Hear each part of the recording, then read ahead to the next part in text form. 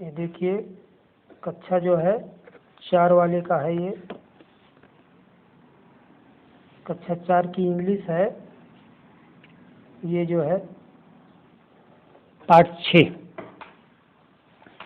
Shopping. Shopping माने दुकान होती है।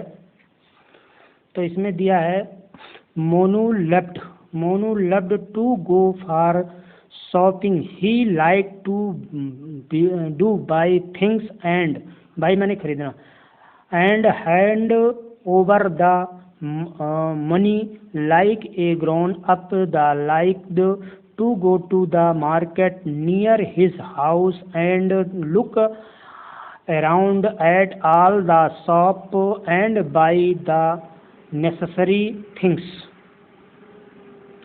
देखिए आराम से पढ़ाया जा रहा है। This afternoon he had to get a new notebook and a pencil. He asked his mother if he could go to the market.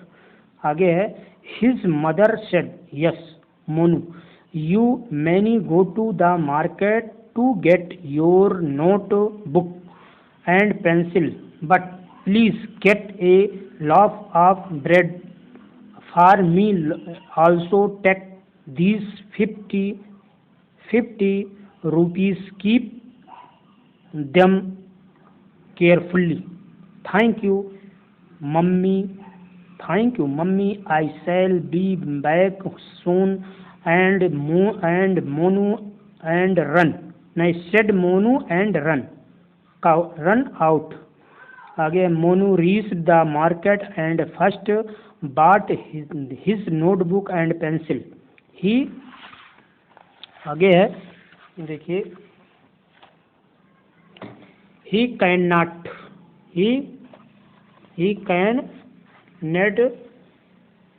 counted the charge and put it in.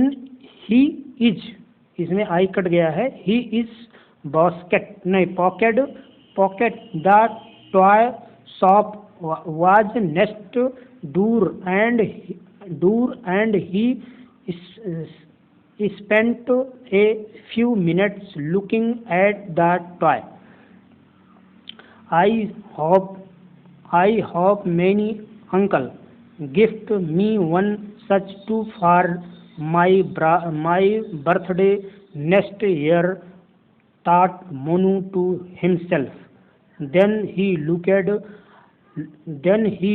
for the baker's shop to buy the loaf of bread with which his mother had asked him to buy.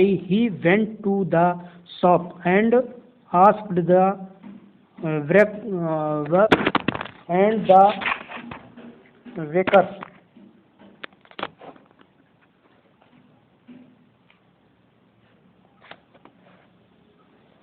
and the bread which is have. Then he put his hand नहीं यहाँ से है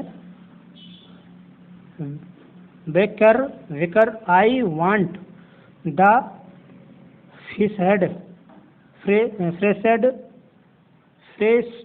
fresh loaf of bread which you have. Then he आगे है put his hand into his pocket for the money, but he found that there was nothing in the pocket. Oh, he had lost the leftover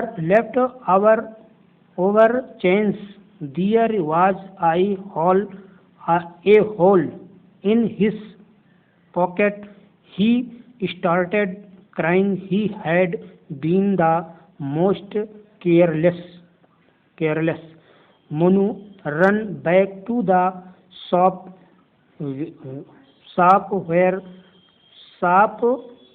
where he had bought his notebook and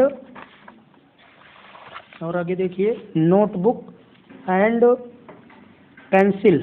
A looked over for the many, but he just